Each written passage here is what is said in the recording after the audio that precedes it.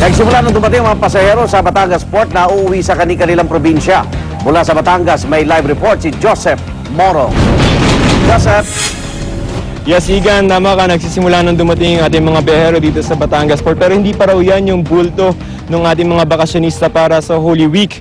Sa isang ticketing booth, abay nakapila na yung mga pasahero para sa biyahe nila ngayong alas 5 ng hapon. Wala pa raw kasing nag-i-issue ng ticket para sa mga biyahe ngayong araw. Sa ilang ruta, merong mga promo fare. Mura lang yan, 192.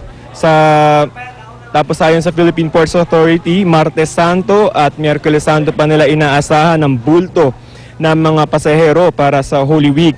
Abiso lamang po ng PPA, tigil operasyon sila sa Biyernes Santo at hanggang alas 3 ng hapon lamang ng Huwebes ang kanilang operasyon. Yung po mga kababayan natin na magbabakasyon dyan sa may Puerto Galera sa Mindoro ay hanggang Huwebes lamang available yung mga bangka. Sa Biyernes Santo raw ay bagaman may mga naka-standby na mga bangka ay depende pa rin daw sa mga operator kung magbibigay sila ng biyahe. Yan ay kung marami yung mga babiyahe at magre-resume sila ng operation sa Sabado.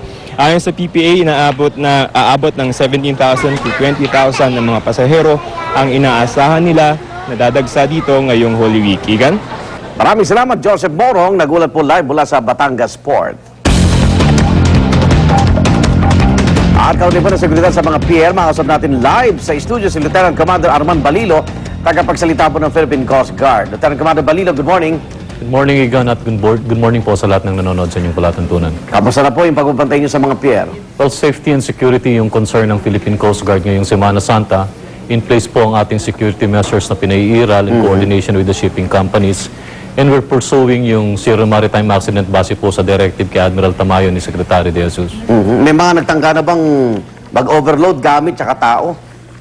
Wala pa naman tayo na monitor, Igan. Maigpit yung ating pagbabantay dito at hindi natin papayagan yung mga pagsasakay ng mga excess passengers. Yung mga pasahero ba mismo, kailangan sila na rin magsumbong pag nakita nilang may problema ng overloading? Oo, ini-encourage natin yung mga kababayan natin. Kung meron silang nakikita mga bangka na tinatawag natin mga kolorom na bangka na hindi umaalis sa puerto, na walang Coast Guard o walang mga government agencies involved, sila na mismo yung magsumbong at wag na nilang tangkilikin sapagkat delikado. Unang-una, halos walang mga life jackets ito at walang mga floating equipment. Ano po yung mga pinagbabawal na dalhin naman ng mga pasahero kapag bumiyahe sa barko? Well, unang-una dyan, yung matutulis na bagay, yung mga noxious substances, chemicals, mga compressed gas. Kung meron ding mga firearms, dapat merong mga papel at may permit to carry, yun ang pinaka-importante dyan. At katulad ng sinasabi sa airlines, sa bus company, hanggat kayang mag-travel light at mga 4 na oras according to shipping companies dito sa Metro Manila, mas maganda ho na nandun kayo sa terminal. Okay. Sa aeroplano, kahit makulit, no, bago lumipad talagang yung stewardess pinapaliwanag, nasa ng life jacket, ito gagawin sa oxygen, ganyan-ganyan. Sa barko, wala akong makitang tumayo sa gitna at nagpaliwanag kung nasa ng mga... Ngayon ba, pwede bang babago na rin? Ako maganda, naniniwala ako doon kasi ang nakalagay sa barko, mga signboards lang. Oo eh. Kung may pagkakataon na maging gano'n, isusulong natin yan, Igan, sapagkat nakikita namin na magiging mabuti ito para sa kaalaman ng mga kababayan natin. Although, alam naman ng mga crew ng barko kung paano i-handle yung mga ganitong procedures, pero mas maganda nga kung meron siguro isang video o TV na magpapaliwanag. Muling papaalala. Yung ibang barko, meron. Oo. Kasi pagdating doon, di ba, punta na sa may gilid ng barko, chismisan na eh. Hindi na alam kung anong gagawin. Basta mailagay lang sa safety yung mga gamit nila, wala na. Tama ka dyan, Igan. Okay, mensahe na lang po sa ating mga biyahero. Well, sundin lamang po yung mga regulasyon ay pinatutupad ng mga shipping companies. At kung may problema kayo o anumang suliranin na ma-encounter ninyo dito sa inyong paglalakbay, in-encourage po namin kayo na tawagan ninyo ang Philippine Coast Guard 0917 PCGDOTC sa inyong mga text. Sa text po, pwede rin pong tawagan sa telepono. Okay, maraming salamat. Good morning po, Lieutenant Commander Arman Balilo, tagapagsalita ng Philippine Coast Guard. Salamat po.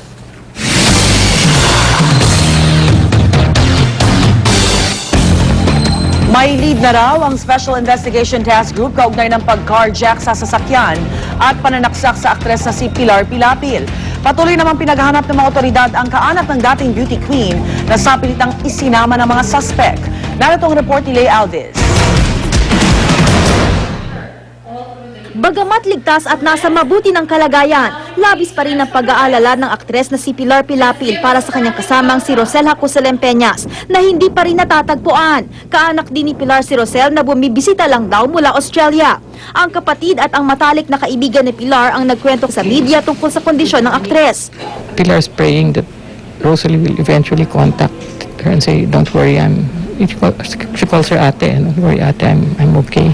Nakatuon ngayon ang Special Investigation Task Group Pilar sa paghahanap kay Rosel. Ang computerized artist sketch ng isa sa mga suspect ay inilabas na ng pulisya. May mga lead na raw ang pulisya na hindi naman inihayag sa media. Hindi siya nanlaban. She was even begging them, I think, to have pity on her. Maawa sila. Nagtamo ng mga saksak ang aktres sa dibdib, leeg, tiyan, tagiliran at kanang hita. May mga pasa rin siya sa mukha at ibang bahagi ng katawan. Yung lung niya sa left side partially collapsed when she arrived. Nako-compromise yung paghinga niya. No? She's unable to breathe as much as she would need to maintain the oxygen levels in her blood. So that in itself could have progressed to a fatal outcome. Paniwala raw ng aktres, carjacking talaga ang pakay sa kanila. She could be just in the wrong place at the wrong time. Wala naman sa kanyang wala siyang kaaway. Wala. Haharap daw sa media si Pilar kapag siya'y magaling na. Para sa unang balita, Lay Alves reporting.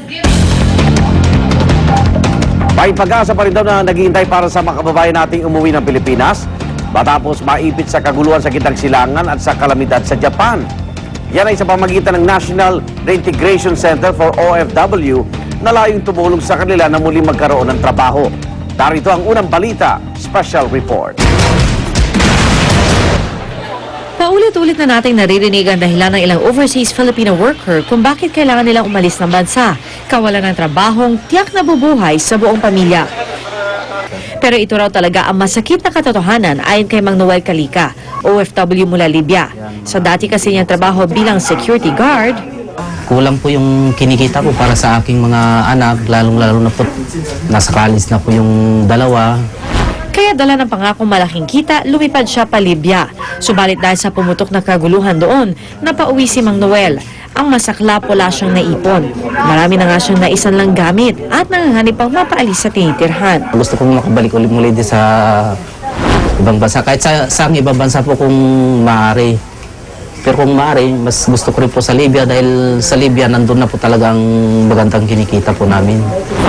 Ang gulong pampolitika sa Libya, Egypt, Syria at Bahrain at nuclear crisis sa Japan ngayong taon. Maging ang malaria scare sa Madagascar noong 2010. Dahilan para mapilitang umuwi ang ilang kababayan nating naghahanap buhay doon. Posibleng dumagdag pa sila sa kulang 3 milyong Pinoy na walang trabaho dito sa kasalukuyan. Pero nakaalalay naman daw ang gobyerno sa pamamagitan ng National Reintegration Center for OFWs. Hindi porke umuwi ka at tapos na ang iyong pangingibang bayan, eh hanggang doon na lang. Hindi. May mga pantulong ang pamahalaan na ginagawa para sa mga OFW na to. Nagsagawa na daw sila ng job referral sa lokal at maging sa mga kumpanya abroad. Naghandog na rin sila ng mga business counseling at livelihood at financial assistance sa mga nais manatili sa bansa. Subalit sa opinyon ng ilang labor group, hindi ito kasiguraduhan na makakaraos na ang ilang OFW na bumalik sa bansa. Lalo na't sanay raw ang ilan sa mga ito na malaki ang kinikita.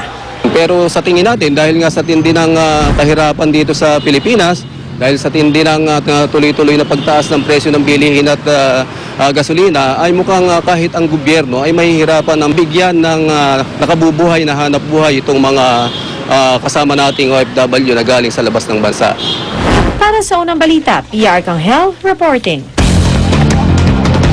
Pangulong Noynoy Aquino panauhing pandanga sa ika-100 university graduation ng UP Diliman kahapon. Panandali ang nabulabog ang seremonya nang biglang mag-rally ang ilang estudyante. Narito ang report ni James Velasquez. Ginawaran si Pangulong Aquino ng Honorary Doctor of Laws degree ng UP Diliman. Nagbigay siya ng mensahe sa mga nagtapos. Nakuha pa niya magbiro.